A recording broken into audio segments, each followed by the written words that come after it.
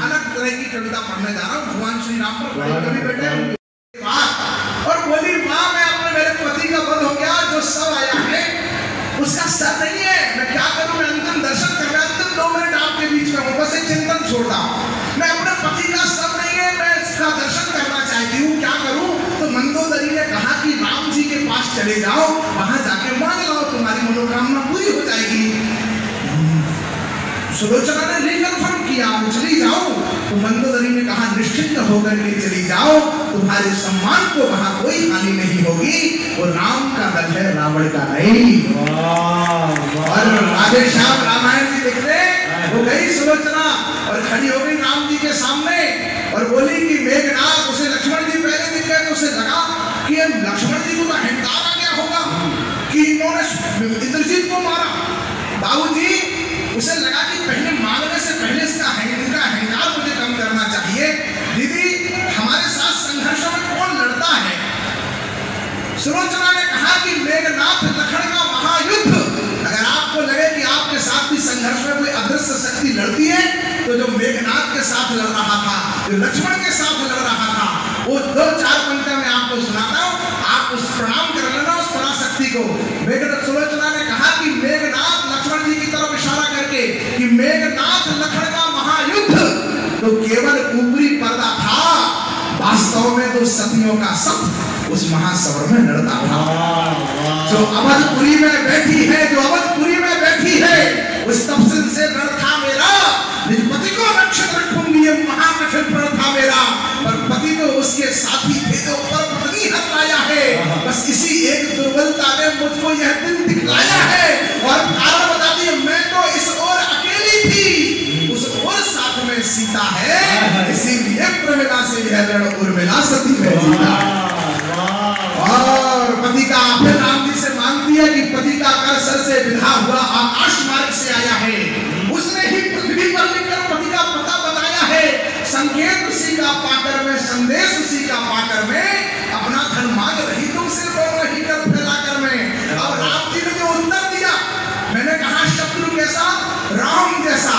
अब जब राम जी ने उत्तर दिया उन 2 पंक्तियों में राम जी का रामत्व और एक स्त्री की शक्ति का सतीत्व दोनों के दर्शन आपको हो जाए, तो राम राजा सरकार की नगरी से आए हुए इस कवि को थोड़ा सा स्नेह देकर के विदा करने की बेला में आइएगा।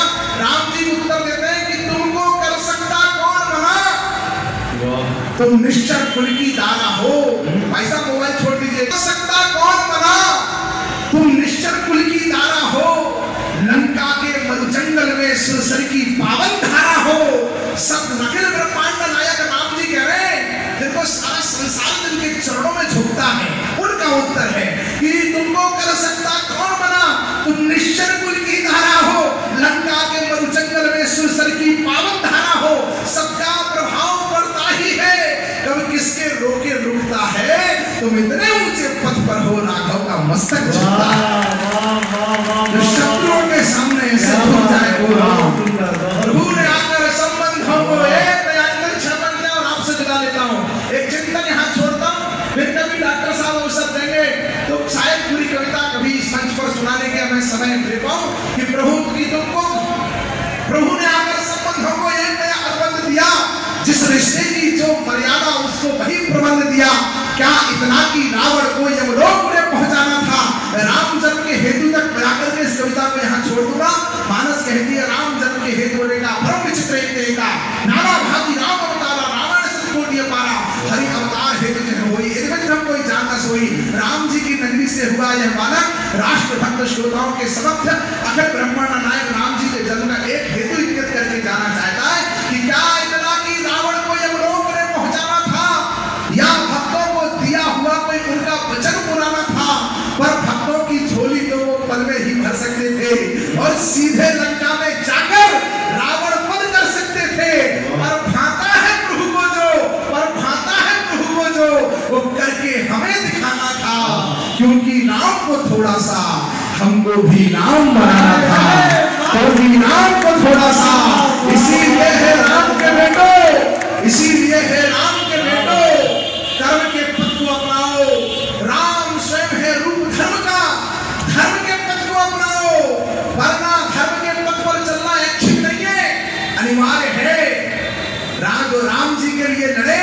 आज संसार में सबसे बड़े जो राम जी के जन्म पर सवाल पूछते थे, आज सदन में इस बात के लिए रो रहे कि हमें सवाल नहीं पूछने दिए जा रहे हैं। इसलिए आते हैं दो पंक्तियां आपके जीवन के लिए छोड़ करके जाता हूं, आपको उपहार देता हूं। एक छोटा भाई और क्या शब्द का साधक क्या दे सकता है आपको। इसीलिए है राम के बेटो कर्म के पथ को अपनाओ, राम स्वयं है रूप धर्म का, धर्म के पथ को अपनाओ, वरना धर्म भी जीवन में फिर कष्ट कष्ट भर देता है, वरना धर्म भी जीवन में फिर कष्ट कष्ट भर देता है। सुनते हैं हाथरस कवियों की धरती है, अगली पंक्ति आप साथ में बोलिएगा कि वरना धर्म भी जीवन में फिर कष्ट कष्ट भर देता है। जो धर्म नष्ट करता है उसको बहुत बहुत प्रणाम, बहुत बहुत धन्यवाद, बहुत बहुत